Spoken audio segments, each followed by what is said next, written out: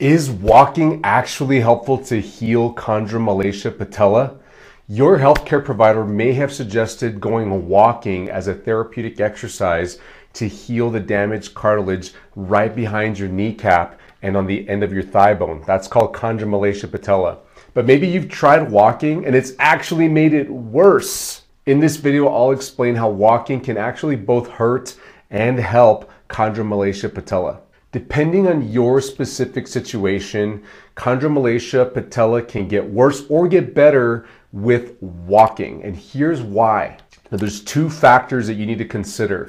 The first factor is if you're flared up right now, like your knee hurts if you just put pressure on your kneecap, if you've been sitting for 15, 20, 30 minutes or an hour and your knee starts to ache and throb, if just squatting down, if kneeling, if doing simple activities that you do every day hurt your kneecap, you feel that chondromalacia patella pain in the front of your knee, then your knee is flared up right now.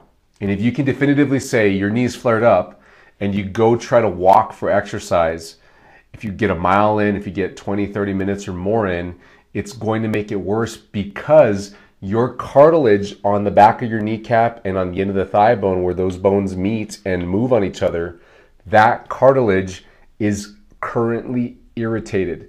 And if you go walk and move your knee joint quite a bit, you're just going to rub it further. It's very much like if you had a cut on your skin and that skin was not healed properly yet. It's in the healing process and it's irritated right now. If you touch it, it's going to hurt. If you touch it enough or agitate it, put pressure on it enough, it's going to damage it.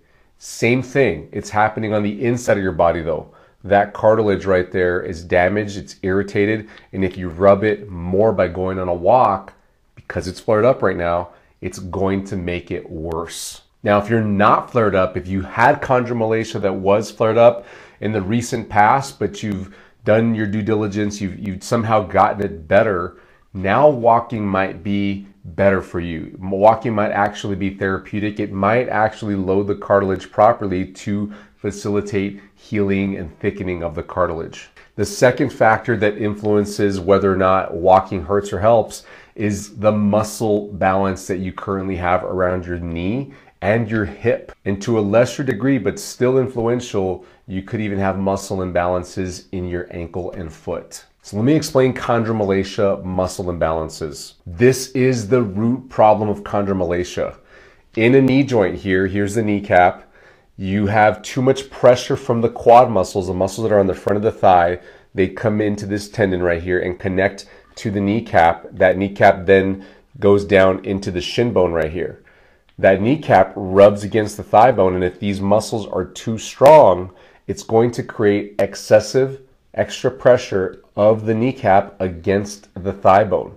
You should have a certain amount of pressure. Cartilage is designed to take pressure, and the way the joint is set up, the structure of the joint, you're supposed to put some pressure from the kneecap onto the thigh bone.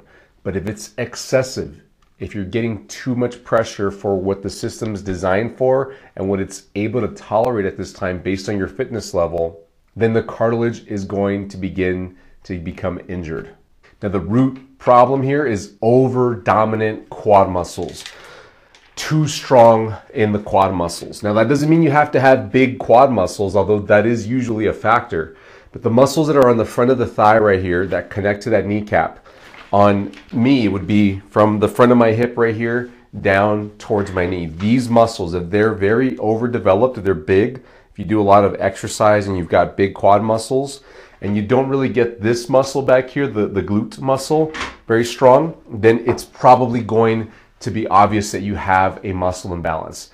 The other version of this is if you're not the fittest person, you really haven't exercised in a long time, if you're more thinner in your muscles, you might still have a muscle imbalance, even though you might look down at your thigh and say, I don't have big quads.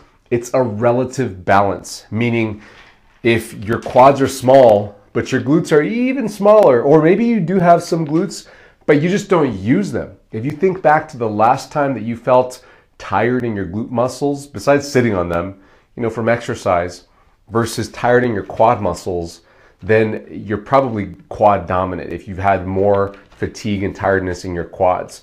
An easy way to measure this is, if you're not flared up, is if you go on a brisk walk. I mean, if you kind of hustle just for a few minutes, 2-3 minutes, maybe 5 at most, and then you tell yourself, you think to yourself, what muscles are tired right now?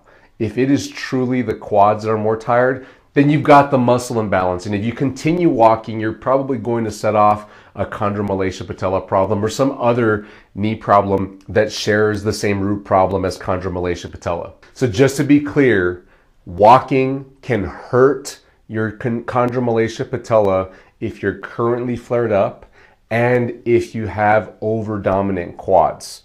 Walking can help if you're not currently flared up and you're using your glutes adequately. They're the dominant muscle whenever you go walking. Now let me explain how to walk in order to help your knee pain from Chondromalacia Patella.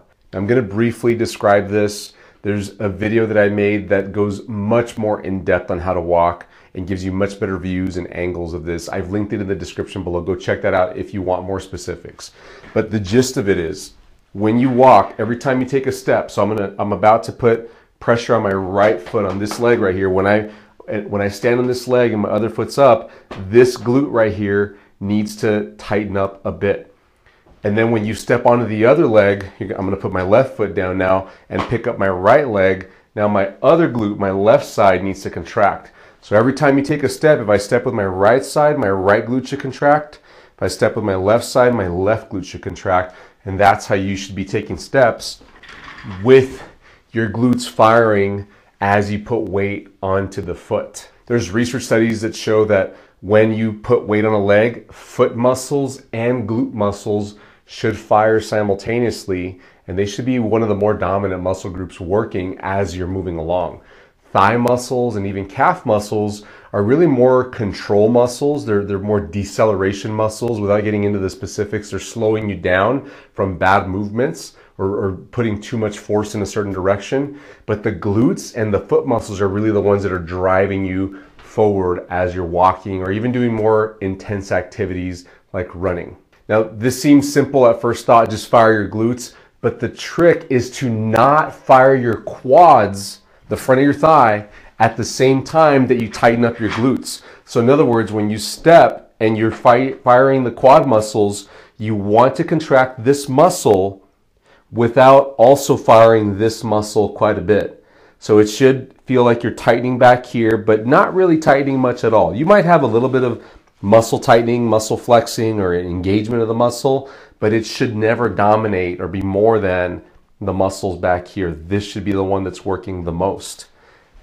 That right there is a trick that many of you, if you're dealing with Chondromalacia Patella, are going to have the most difficulty overcoming. Being able to fire your glutes without also firing your quads so much. And if you've got Chondromalacia Patella and you've been putting all that excessive force onto your kneecap and thigh bone, then it's because your quad muscles have reflexively, you've developed this over time, you've trained the muscles to fire most of the time whenever you're walking. And you might need to unlearn or reteach your quads to calm down and not work so hard whenever you go walking and taking steps. You need to make it more glute dominant. Now, what do you do if you just can't get your quads to relax?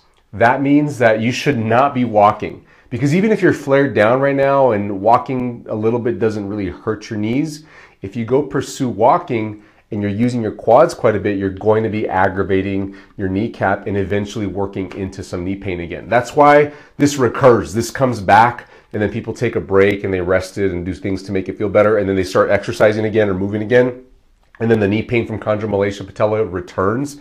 The reason for that is because they never fix the underlying muscle imbalance of getting those quads to relax and making the glutes work more. That means you've got to spend some time working on firing your glutes without your quads in a non-walking position. You've got to do it lying down on your back, maybe in standing. I've actually got a video just on that. It's linked in the description below. And that video is called Top 5 Chondromalacia Patella Exercises That Make Your Knee Pain Better. Go check out that video and start doing the glute exercises so that you can calm down your quads After you've gotten your quads to calm down and your glutes to fire better, now you're in a position to come back to walking with much more confidence that you're going to use your glutes properly and help your chondromalacia patella rather than make it worse.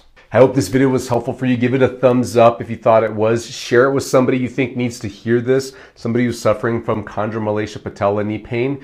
And please subscribe to our channel so that you don't miss out on any of the helpful videos we post every single week. I'll see you in the next video. Bye-bye.